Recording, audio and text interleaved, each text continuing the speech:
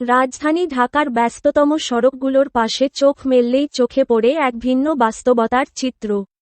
দিনের আলো ফুরিয়ে রাত নামলেই কিংবা ভরদুপুরেও ফুটপাতগুলো রূপ নেয় শত শত গৃহহীন, ছিন্নমূল মানুষের অস্থায়ী আবাসে। তীব্র গরম, মশা আর চরম অস্বাস্থ্যকর পরিবেশের মধ্যেই ঢাকার ফুটপাতে ঘুমিয়ে থাকতে দেখা যায় নারী, পুরুষ ও শিশুদের। আজ রাজধানীর একটি ফ্লাইওভারের নিচে ও ফুটপাতে ঘুরে দেখা যায় এমনই এক দৃশ্য।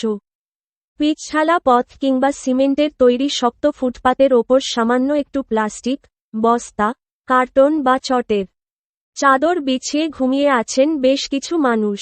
কারো গায়ে চাদর, কেউ বা তীব্র গরমে খালি গায়েই ঘুমানোর চেষ্টা করছেন। পাশ দিয়েই তীব্র গতিতে ছুটে চলেছে যানবাহন, হর্ন আর ধুলোবালির শব্দে যেখানে কান পাতা দেয়। সেখানেই ক্লান্তি ভুলে একটুখানি ঘুমের আশ্রয় খুঁজছেন এই ভাগ্যহীন মানুষেরা।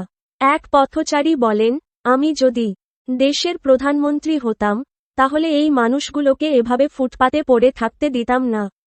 এদেরকে গাজীপুরে থাকার জন্য স্থায়ী বাসস্থান করে দিতাম এবং সেখানে ওয়ার্কশপ, কর্মশালা তৈরি করে বিভিন্ন ধরনের কর্মসংস্থানের ব্যবস্থা করে দিতাম।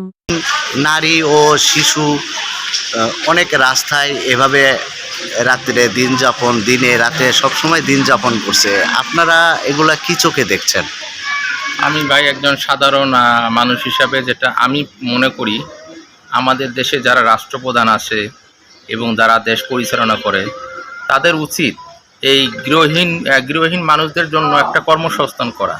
যেমন গাজীপুরের দিকে অনেক সরকারি খাত জমি পড়ে আছে, এখানে এরকম কোনো কিছু প্রতিষ্ঠান তৈরি করা, এদেরকে কাজে লাগানো যায়, এদের টাকা দিয়া দেশের আয় হবে, এরাও ভালো থাকবে। তো আমাদের দেশে যারা রাষ্ট্র পরিচালনা করে তাদের এরকম কোনো উদ্যোগ আসলে আমি কোনো সময় কোনো সরকারের দেখি না।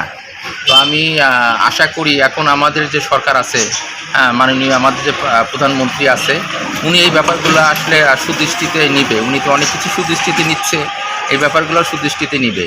কারণ এত গৃহহীন মানুষ আমাদের দেশে বেড়ে গেছে, এদের কর্মসংস্থান করলে দেশের উন্নত হবে এবং তারা ভালো থাকবে। আমি একজন সাধারণ মানুষ হিসাবে আমি এটাই মনে করি।